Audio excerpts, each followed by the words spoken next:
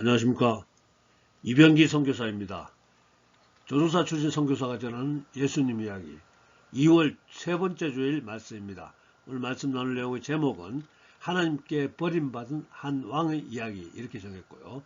성경 말씀으로는 사무엘상 14장 47절에서 48절까지 사울이 이스라엘 왕위에 오른 후에 사방에 있는 모든 대적 곧 모압과 암몬 자손과 에돔과 소바의 왕들과 블레셋 사람들을 쳤는데 향하는 곳마다 이겼고 용감하게 아말렉 사람들을 치고 이스라엘을 그 약탈하는 자들의 손에서 건졌더라.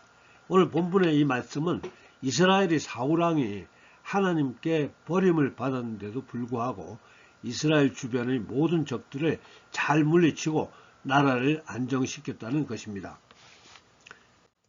지금으로부터 3000년 전 당시 이스라엘에는 왕이 없었고요. 사사라고 불리는 종교 지도자, 즉 선지자 같은 사람이 하나님의 뜻을 따라서 일시적으로 나라를 다스리고 있었습니다. 그리고 그때는 사무엘 선지자가 마지막 사사로서 아주 평화롭게 나라를 잘 지도하고 있던 시기였는데요. 그런데 점차 사무엘이 나이 들어가자 백성들이 자기들도 이웃 나라들처럼 왕을 세우자고 요구합니다. 사무엘은 하나님께 백성들의 요구를 전달했고 하나님은 마지못해 이스라엘 백성들의 요구를 허락합니다. 그렇게 해서 하나님은 사무엘 선지자에게 사울을 왕으로 세우라고 명령하셨습니다. 사무엘이 하나님 명령에 따라서 처음 사울을 만났을 때 사울은 참 겸손한 사람이었습니다. 이렇게 사울은 30세에 하나님의 택하심을 받고 사무엘이 사울의 머리에 기름을 부어서 이스라엘 첫 번째 왕을 만듭니다.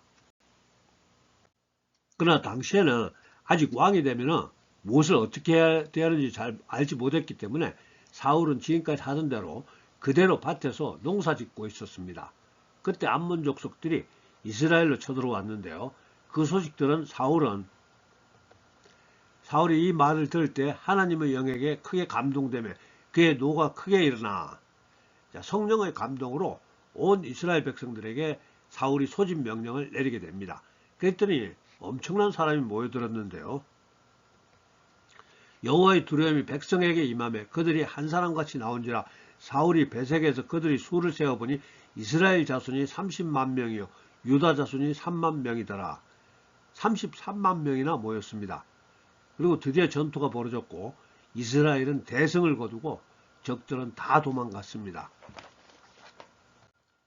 사울이 왕이 된 지 2년이 지났을 무렵에는 이번에는 블레셋 족속들이 쳐들어왔습니다. 블레셋 사람들이 이스라엘과 싸우려고 모였는데 병거가 3만이요 마병이 6,000명이요 백성은 해변의 모래같이 많더라. 그들이 올라와 베다윈 동쪽 믹마스에 진침해. 블레셋 족속은 지난번 암몬 족속과는 다르게 최첨단 무기로 무장되어 있었습니다. 병거가 3만 명이라면 지금 같으면 탱크가 3만 대라는 겁니다. 엄청난 군대죠. 사울왕의 명령에 따라 모였던 이스라엘 백성들은 블레셋 군대를 보고 두려움에 떨기 시작합니다. 하나둘 도망가기 시작하는데요. 그런데 사무엘 선지자가 사울 왕에게 전가를 보내서 일주일 후에 자기가 도착해서 제사를 즉 예배를 드릴 것이니까 그때까지 걱정하지 말고 기다리라고 했습니다. 그러나 사울은 기다리지 못했습니다. 사울은 사무엘이 정한 기한대로 이레 동안을 기다렸으나 사무엘이 길갈로 오지 아니하며 백성이 사울에게서 흩어지는지라. 일주일을 기다렸는데 사울왕은 더 이상 사무엘을 기다리지 않고 자기가 직접 하나님께 제사를 지내게 됩니다. 그런데 제사를 마치자마자 사무엘이 도착했고 사무엘은 자기를 기다리지 않았던 사울에게 심하게 화를 냅니다. 사무엘이 사울에게 이르되 왕이 망령되이 행하였도다. 왕이 왕의 하나님 여호와께서 왕에게 내리신 명령을 지키지 아니하였도다. 그리하였더라면 여호와께서 이스라엘 위에 왕의 나라를 영원히 세우셨을 것이거늘. 이어지는 사무엘의 이야기는 하나님께서 이제 다른 사람을 택해서 이스라엘 왕으로 세울 것이라 이렇게 선포합니다.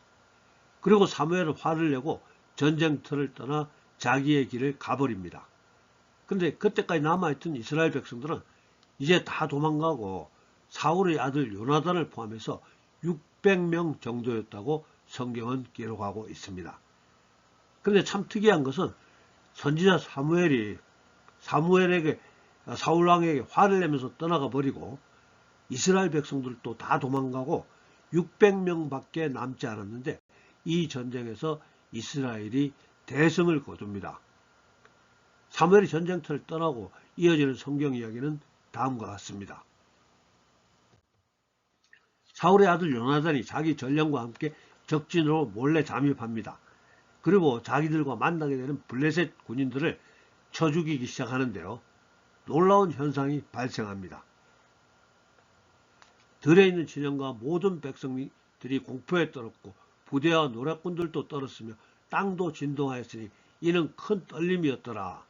즉 하나님께서 땅을 진동시키고 적들을 두려움에 떨게 하셨다는 겁니다. 하나님이.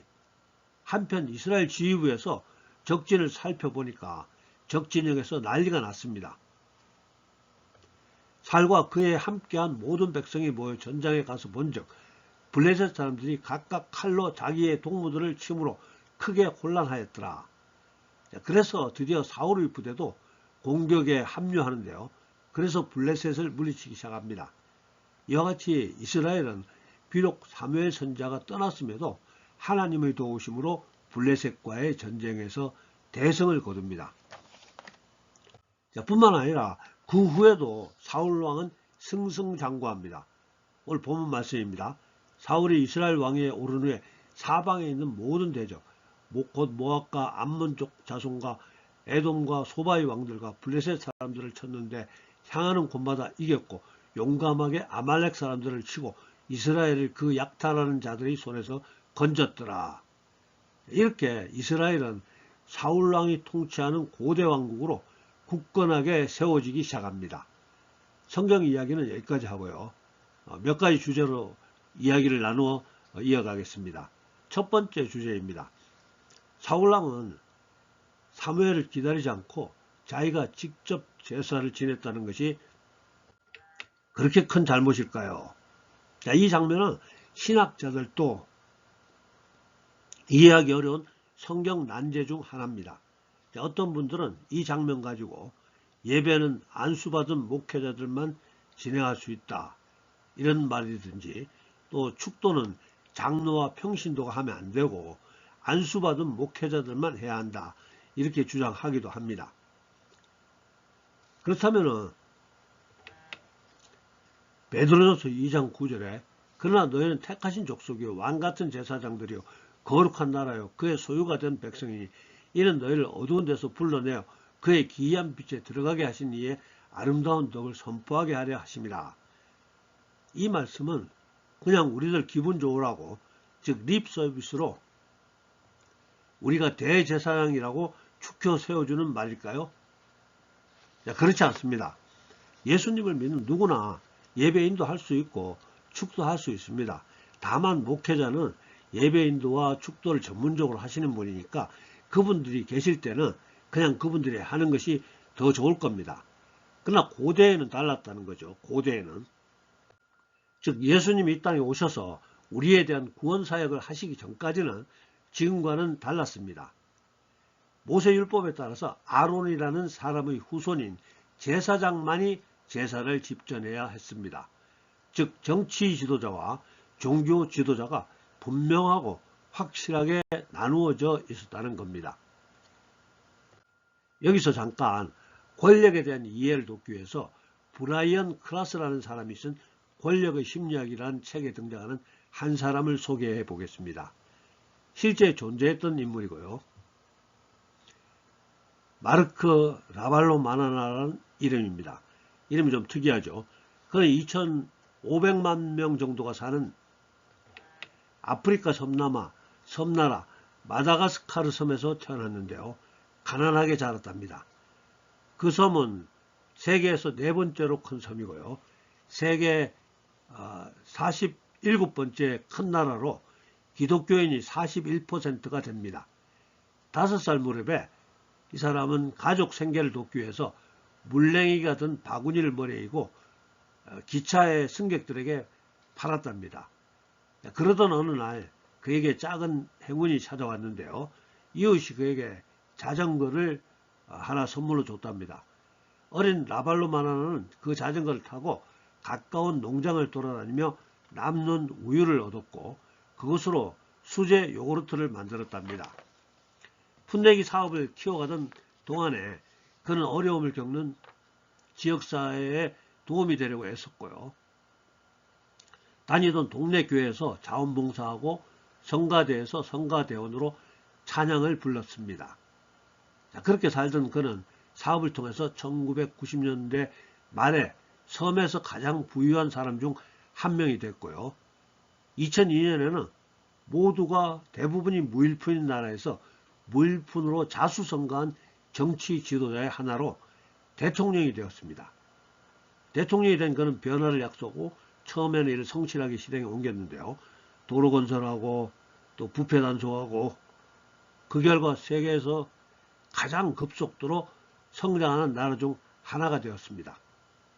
그러나 그는 권력에 취할수록 도덕성을 잃어갔습니다.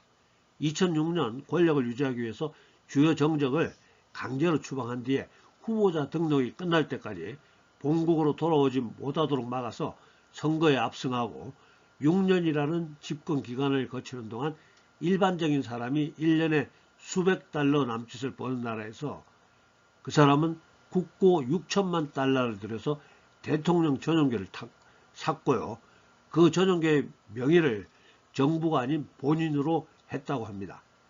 해를 거듭할수록 이 사람의 부패는 점점 더 심해졌고 그러다가 2009년 한 라디오 DJ가 갑자기 인기를 얻더니 정치인이 되어서 대통령에게 맞서는 시위대를 조직했고요. 시위대가 대통령궁에 도착하자 대통령을 지키는 군인들이 사격을 시작했고 국민들은 분노했고 쿠데타가 일어나 라발로 마나나는 퇴진했습니다. 국민은 그 자리에 시위대를 이끈 라디오 DJ를 앉혔지만 이 사람은 자신이 밀어낸 전직 대통령보다 더 부패한 대통령이 되었답니다. 그리고 저자는 이렇게 말합니다. 당신이 또는 내가 어느 날 갑자기 그 섬의 대통령 자리에 오르게 된다면 우리 또한 부패하는 건 시간 문제일지 모른다. 이런 말을 했습니다. 그러니까 이 책의 저자는 우리에게 갑자기 막강 힘이 주어지면 그 힘이 그 사람과 그가 사는 사회에 유익을 주는 것이 아니라 오히려 그의 삶과 세상을 무너지게 만드는 경향이 있다는 겁니다. 어릴 때 순수하게 예배당에 나가 봉사하고 찬양을 불렀던 이 사람이 돈과 세상 권력을 잡자 부패해지고 비참하게 인생을 마감하게 되었다는 것입니다. 요즘 우리나라도 계엄 후유증으로 나라가 매우 혼란스럽죠. 우리나라 최고 권력자였던 대통령이 야당 의원들 때문에 국정을 마음대로 행사하지 못한다는 핑계로 군인과 경찰을 동원해서 권력 독점을 시도했다가 실패했습니다. 자, 사랑하는 여러분, 계엄을 해야만 했었다는 수백 개의 그럴듯한 이유가 있었다고 할지라도 자유민주주의 체제 하에서는 권력을 어느 한 사람이 독점하는 것을 철저히 금지하고 있습니다. 히틀러, 무솔리니, 스탈린, 모택동, 폴포트, 김일성 등 수많은 독재자가 권력을 마음대로 휘둘렀고 그 때문에 수많은 사람들이 무참하게 학살당했었습니다.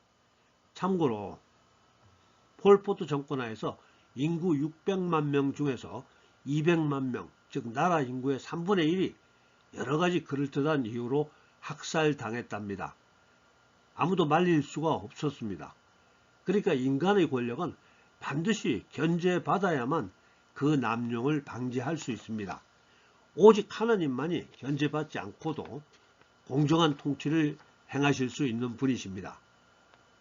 혹시 저와 정치적인 견해가 다른 분이 계시다면, 즉 윤통을 지지하는 분이 계시다면 저는 그분들 이해할 수 있도록 노력하겠습니다. 대신 저도 좀 이해해 주시기 바랍니다. 자유민주주의 나라에서는 윤통을 지지하거나 또 지지하지 않거나 자유롭게 선택합니다. 또한 윤통을 지지하지 않는 애국자도 있고요.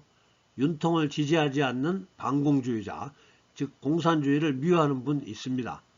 당연히 윤통을 지지하지 않는 믿음 좋은 분들도 있습니다.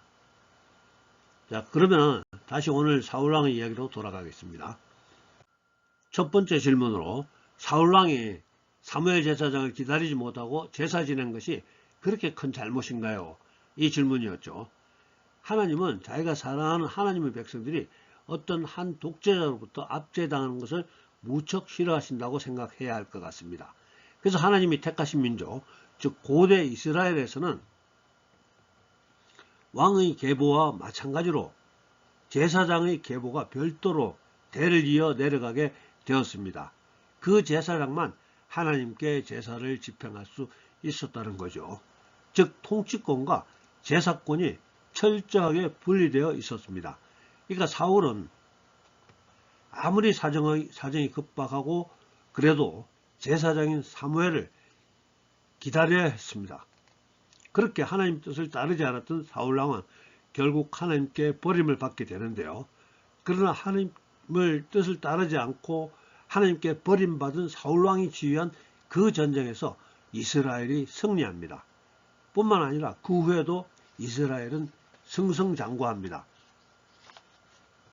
두 번째 질문인데요. 하나님께 실망을 안겨주고 하나님께 버림받은 사울왕의 나라, 즉 이스라엘은 어떻게 전쟁에 승리하고 나라는 안정되어 갔을까요?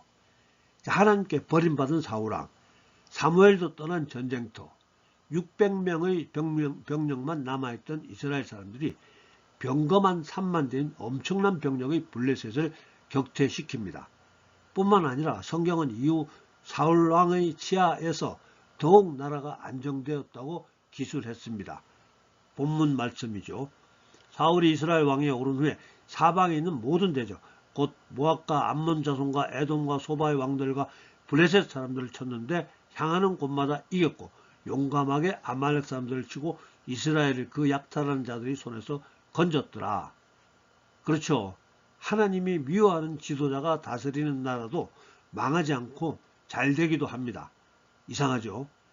그러니까 그것은 한 나라의 운명이 오직 한 사람의 지도자 때문에 결정되는 것이 아니라는 것입니다. 즉 이스라엘은 사울왕이 통치하는 것이 아니고요.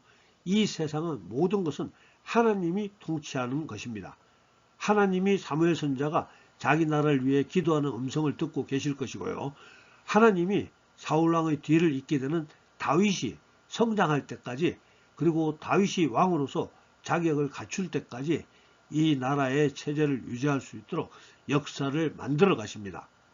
그러니까 이때는 아직 다윗이 태어나지도 않았습니다. 사울은 하나님의 버림을 받은 후에도 40년간을 더 왕위에 있어야 했습니다. 그러니까 어떻게 보면 사울이 하나님께 버림을 받았다고 하더라도 얼마든지 하나님께 돌아올 수 있는 기회가 있었다는 이야기입니다. 40년의 기회가 있었습니다. 얼마든지 하나님의 은혜를 다시 회복할 수 있었다는 겁니다. 그러나 사울은 하나님을 찾지 않았습니다. 오히려 권력의 맛에 빠져서 독재자들만이 저지를 수 있는 엄청난 악을 행하게 됩니다. 그 중에 하나가 이런 이야기입니다. 한 번은 사울왕에게 억울하게 추격당하던 소년 다윗이 대제사장 아히멜렉에게 가서 도움을 얻게 됩니다. 즉 먹을 것을 조금 얻어먹고 그곳에 보관 중이던 골리앗의 칼도 가져갈 수 있게 됩니다. 참고로 다윗이 골리앗을 죽이고 빼앗은 골리앗의 칼을 대제사장 아히멜렉의 성막에서 보관하고 있었기 때문입니다. 근데 나중에 이 사실을 알게 된 사울왕은 대노합니다. 격노합니다. 그래서 아히멜렉을 비롯한 85명의 제사장과 그 가족들을 모두 처형합니다. 지금 같으면 목사 85명과 그 가족들을 모두 사형시켰다는 겁니다. 사울왕의 측근 중에서 아무도 그것을 말릴 수가 없었습니다. 권력을 한 축을 유지하던 사무엘 선지자가 떠나버렸기 때문입니다. 오늘 말씀 정리합니다. 오늘은 이스라엘 첫 번째 왕 사울의 이야기를 소개했습니다. 겸손했던 한 사람이 권력의 맛에 빠져서 어떤 잘못을 저지르고 어떻게 망해가는 것인가를 알게 되었습니다. 오늘 우리 가정이나 교회나 회사나 일터 어느 조직이든지 마찬가지일 것입니다. 견제당하지 않는 권력은 남용될 수밖에 없고 그 조직을 망하게 하고 자신도 망하게 되어 있습니다. 또 한 가지 주제로는 하나님께 버림받은 지도자, 악한 지도자가 통치하는 나라도 잘 될 수 있다는 겁니다. 그 이유는 이 세상은 눈에 보이는 정치 지도자가 통치하는 것이 아니고 전능하신 하나님이 통치하신다는 것입니다. 그러니까 비록 지금 정치가 혼란스럽고 어지러운 것 같아도 너무 염려하시지 말기 권해드립니다. 우리 하나님 여전히 살아계시고 우리 하나님 여전히 살아 역사하고 있습니다. 그래서 정치 지도자들을 너무 신뢰하지 마시고 의지하지 마시고 하나님을 신뢰하시고 하나님만을 의지하시기 바랍니다. 그리고 우리나라가 하루속히 지금과 같은 불안정한 상황이 회복되어서 안정되고 다시 하나님께 쓰임받는 멋진 나라로 되돌아올 수 있기를 예수님 이름으로 축복하며 기도합니다. 기도하겠습니다. 사랑하는 풍성하신 아버지 하나님, 오늘도 함께 예수님 믿는 우리가 함께 예배드릴 수 있음을 감사합니다. 오늘 하나님께 버림받은 사울왕의 이야기 나누면서 여러가지 생각해 봅니다. 아버지 하나님, 오늘 말씀 통해서 예수 믿는 우리가 하나님을 전적으로 의지하지 못하고 환경과 사람을 의지하는 것이 하나님 앞에 얼마나 큰 잘못인지 깨달을 수 있음을 감사합니다. 아버지 하나님, 오늘 우리 예수 믿는 사람들이 세상 사람들과는 좀 다르게 예수님의 시각으로 좀 더 지혜로운 시각으로 환경과 상황을 바라볼 수 있도록 주님 도와주시옵소서.